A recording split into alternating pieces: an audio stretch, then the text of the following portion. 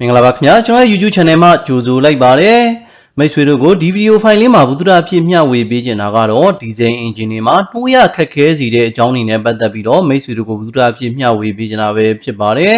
ဒီဇယ်အင်ဂျင်တွေဆိုတာကတော့ compression ignition engine တွေပဲဖြစ်ပါတယ်piston ကနေပြီးတော့လောင်စာရောနော်သို့မဟုတ်လေကိုဖိကျစ်ပြီးတော့နော်တယ်ကနေပြီးတော့စီဖြန်းပြီးတော့မီးလောင်ပေါက်ကွဲတဲ့ engine တွေပဲဖြစ်ပါတယ်ဒါကြောင့်မို့ compression ignition engine တွေပဲဖြစ်ပါတယ်ဒီဇယ် engine တွေကနော်တယ်ကနေပြီးတော့ combustion chamber လို့ခေါ်တဲ့မီးလောင်ကန်တွေကိုဓာတ်ရိုက်စီဖြန်းပြီးတော့လောင်ကျွမ်းပေါက်ကွဲစေတာပဲဖြစ်ပါတယ်ဒါကြောင့်မို့ဒီဇယ် engine တွေမှာကတော့ injection pump တွေပါဝင်မှာပဲဖြစ်ပါတယ်injection pump ကနေပြီးတော့မှ C ကို pressure နဲ့တွန်းတင်ပြီးတော့ nozzle C ကိုပို့ပြီ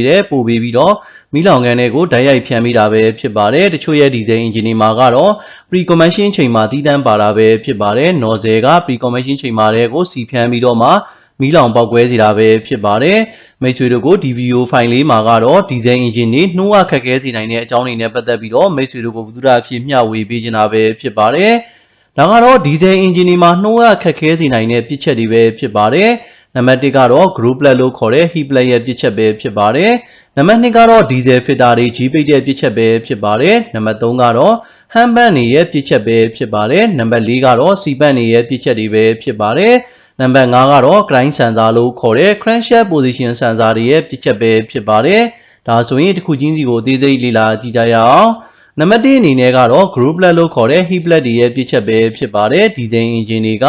compression ignition engine တွေဖြစ်တဲ့အတွက်ကိုမီးလောင်ကန်ကို heat တိုက်ဖို့အတွက်လိုအပ်တာပဲဖြစ်ပါတယ်ဒါကြောင့်မို့ဒီဇယ် engine တွေမှာ heat plug တွေပါဝင်တာပဲဖြစ်ပါတယ်တော့ဖွင့်လိုက်တဲ့အချိန်မှာဆိုရင် heat plug ကစတင်ပြီးတော့လှုပ်တဲ့အချိန်မှာကားရဲ့ဒိုင်ခွက်မှာဒီလိုပုံစံမျိုးလေးမီးလေးလင်းနေမှာပဲဖြစ်ပါတယ်ဒီလိုပုံစံမီးလေးငြိမ်းသွားတဲ့အခါမှာကတော့ heat plug ရဲ့လှုပ်မှုကပြီးဆုံးသွားတာပဲဖြစ်ပါတယ်heat plug ကနေပြီးတော့ engine ရဲ့မီးလောင်ကန်တွေကိုအပူပေးပြီးတော့မှလောင်ကျွမ်းပေါက်ကွဲမှုကိုအထောက်အကူပြုပေးတာပဲဖြစ်ပါတယ်နှိုးရတာကိုလည်းလွယ်ကူစေတာပဲဖြစ်ပါတယ်တကယ်လို့ group plug လို့ခေါ်တဲ့ heat plug တွေအလုံးမလုံးတဲ့အခါမှာ engine နှိုးရခက်ခဲစေမှာပဲဖြစ်ပါတယ်နောက်ပိုင်း model မြင့် engine တွေမှာဆိုရင် common rail diesel engine တွေမှာ group plug တွေက engine နိုးတဲ့အချိန်မှာတခုတည်းမဟုတ်ဘဲနဲ့ engine နိုးနေတဲ့အချိန်မှာလည်း group plug တွေကအလုပ်လုပ်တာပဲဖြစ်ပါတယ်မိတ်ဆွေတို့အနေနဲ့ diesel engine တွေကနှိုးရခက်ခဲနေပြီဆိုရင်တော့ group plug လို့ခေါ်တဲ့ heat plug တွေကိုလည်းစစ်ဆေးပေးသင့်တာပဲဖြစ်ပါတယ်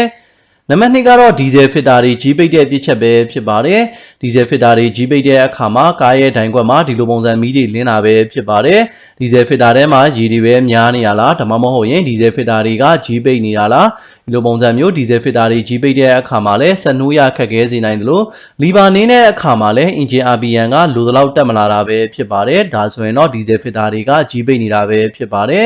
်ဒီဇယ် filter တွေ G ပိတ်နေပြီဆိုရင်သို့မဟုတ်ဒီဇယ် filter ရဲ့အတွင်းထဲမှာရေတွေများနေပြီဆိုရင်တော့ဒီဇယ် filter ကိုလဲပေးတင်တာပဲဖြစ်ပါတယ်ဒီဇယ် filter ကိုလဲပေးပြီးသွားတဲ့အခါမှာလည်းဒီဇယ် filter ရဲ့ဝန်မင်မီးကိုလည်း reset ချပေးဖို့လိုအပ်တာပဲဖြစ်ပါတယ်ဒါကြောင့်မို့မိတ်ဆွေတို့အနေနဲ့ engine နှိုးရခက်ခဲတယ်ဆိုလို့ရှိရင်တော့ဒီဇယ် filter တွေ G ပိတ်နေလားဆိုတာကိုလည်းစစ်ဆေးပေးတင်တာပဲဖြစ်ပါတယ်နံပါတ်3အနေနဲ့ကတော့ hand band တွေရဲ့ပြစ်ချက်ပဲဖြစ်ပါတယ်hand band တွေကိုတော့ဒီဇယ် filter ရဲ့အပေါ်မှာသို့မဟုတ် injection pump ရဲ့ဘေးနားမှာတက်ဆင်အသုံးပြုကြတာပဲဖြစ်ပါတယ်hand band တွေမှာပြစ်ချက်ရှိနေတဲ့အခါမှာစီလိုင်းမှာလေခိုပြီးတော့ engine နှိုးရခက်ခဲစေနိုင်တာပဲဖြစ်ပါတယ်ဒါကြောင့်မို့ engine မနှိုးခင်မှာ hand band ကိုနည်းနည်းရိုက်လိုက်တယ် hand band ရိုက်ပြီးတော့ hand band မှာသွားတယ်ဆိုရင် engine နှိုးကြည့်လိုက်မယ်engine နှိုးပြီးတော့လဲ hand band ကဒီတိုင်းပဲပျော့နေတယ်ဒါမှမဟုတ်ရင် engine နှိုးရခက်ခဲတဲ့အချိန်မှာလဲ hand band ကပျော့သွားတယ်ဆိုရင်တော့ hand band မှာပြစ်ချက်ရှိနေတာပဲဖြစ်ပါတယ်ဒါကြောင့်မို့ hand band တွေကိုလည်းစစ်ဆေးပေးတင်တာပဲဖြစ်ပါတယ်နံပါတ်4အနေနဲ့ကတော့ C band တွေရဲ့ပြစ်ချက်ပဲဖြစ်ပါတယ်ဒီဇယ် engine တွေမှာ high pressure pump လို့ခေါ်တဲ့ injection pump တွေကိုအသုံးပြုတာပဲဖြစ်ပါတယ် injection pump မှာပါဝင်နေတဲ့ spray bar တွေဒါမှမဟုတ်ရင် injection pump ရဲ့အတွင်းထဲမှာရှိနေတဲ့အစိပ်ပိုင်းတွေရဲ့ပြစ်ချက်ကြောင့်လည်းဆက်နှိုးရခက်ခဲစေနိုင်တာပဲဖြစ်ပါတယ်ဒါဆိုရင်တော့ injection pump ကိုလည်းစစ်ဆေးပေးတင်တာပဲဖြစ်ပါတယ်နံပါတ်5အချက်ကတော့ grind sensor ရဲ့ပြစ်ချက်ပဲဖြစ်ပါတယ် crankshaft position sensor လို့ခေါ်တဲ့ grind sensor ကတော့ engine အတွက်အရန်ကိုအရေးပါတာပဲဖြစ်ပါတယ်engine ရဲ့ engine control unit လို့ခေါ်တဲ့ ECU ကို NE signal ပို့ပေးနေတာကတော့ grind sensor ပဲဖြစ်ပါတယ် engine ရဲ့ ECU က NE signal မရဘူးဆိုရင်ဆက်နှိုးပေးမှာမဟုတ်ပါဘူး grind sensor ကနေပြီးတော့ NE signal မထွက်ဘူးဆိုရင်လည်းဆက်နှိုးရခက်ခဲစီမှာပဲဖြစ်ပါတယ်ဒါကြောင့်မို့ဆက်နှိုးရခက်ခဲနေတာဒါမှမဟုတ်ရင်ဆက်လုံးဝနှိုးမရဘူးဆိုလို့ရှိရင် grind sensor ကိုစစ်ဆေးပေးတင်တာပဲဖြစ်ပါတယ်ဒါကတော့အများဆုံးဖြစ်နိုင်တဲ့ပြစ်ချက်တွေပဲဖြစ်ပါတယ်ဒါအပြင်တခြားသောပြစ်ချက်တွေကြောင့်လည်း engine နှိုးရခက်ခဲစေနိုင်တာပဲဖြစ်ပါတယ် နံပါတ်1ကတော့ engine ကိုထိုးယူနေရဲ့ပြစ်ချက်ပဲဖြစ်ပါတယ်နံပါတ်2ကတော့ဒီဇယ် engine တွေမှာစီတိုင်ကြီးထဲမှာစီပန့်ပါတယ်ဆိုရင်စီပန့်ရဲ့ပြစ်ချက်ကြောင့်လည်းနှိုးရခက်ခဲစေနိုင်တာပဲဖြစ်ပါတယ်နံပါတ်3အချက်ကတော့ဘက်ထရီအားနည်းနေတာဘက်ထရီဝစ်နေတာကြောင့်လည်းဆက်နှိုးရခက်ခဲစေနိုင်တာပဲဖြစ်ပါတယ်ဒီလိုပုံစံမျိုးဆိုရင်မော်တာကလည်းကောင်းကောင်းလည်မှာမဟုတ်ပါဘူး E နေမှာပဲဖြစ်ပါတယ်နံပါတ်4အနေနဲ့ကတော့မော်တာရဲ့ပြစ်ချက်ပဲဖြစ်ပါတယ်မော်တာကောင်းကောင်းမယုံတဲ့အခါမှာလည်း engine နှိုးရခက်ခဲစေနိုင်တာပဲဖြစ်ပါတယ်နံပါတ်5အချက်ကတော့လေစစ်တွေဂျေးပိတ်တဲ့အခါမှာလည်း engine နှိုးရခက်ခဲစေနိုင်တယ်လို့လီဗာနေတဲ့အခါမှာလည်း engine ကကောင်းကောင်းလိုက်မလာဘူးကောင်းကောင်းတက်မလာတဲ့ပြဿနာကိုလည်းကြုံတွေ့စေနိုင်တယ်လို့အဆွေးယုံကြတဲ့ပြဿနာကိုလည်းကြုံတွေ့စေနိုင်တာပဲဖြစ်ပါတယ်ဒါကြောင့်မို့မိတ်ဆွေတို့အနေနဲ့ဒီဇယ် engine တွေနှိုးရခက်နေပြီဆိုရင်တော့ဒီချက်တွေကိုလည်းထည့်သွင်းစဉ်းစားပေးဖို့လိုအပ်တာပဲဖြစ်ပါတယ်မိတ်ဆွေတို့ကိုဒီဗီဒီယိုဖိုင်လေးမှာဘုသူဒ္ဓအဖြစ်မျှဝေပေးခဲ့တာကတော့ဒီဇယ် engine တွေနှိုးရခက်ခဲခြင်းပြစ်ချက်တွေနဲ့ပတ်သက်ပြီးတော့မိတ်ဆွေတို့ကိုဘုသူဒ္ဓအဖြစ်မျှဝေပေးခဲ့တာပဲဖြစ်ပါတယ်